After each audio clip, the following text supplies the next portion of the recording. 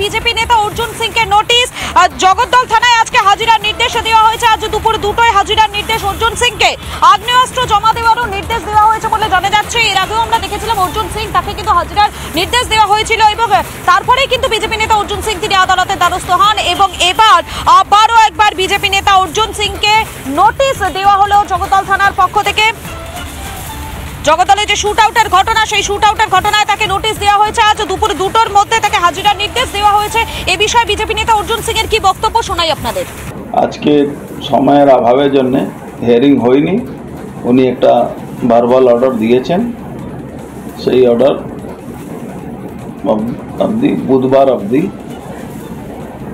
স্পষ্টভাবে বলে দিয়েছেন পিপিকে কি কোনো রকম কোনো কিছু করা যাবে না। মৌখিকভাবে জজ সাহেব বলছেন তো মৌখিক বলুন বা যাই বলুন, উনি ওখানে পিপি গিয়ে অ্যাকসেপ্ট করেছে।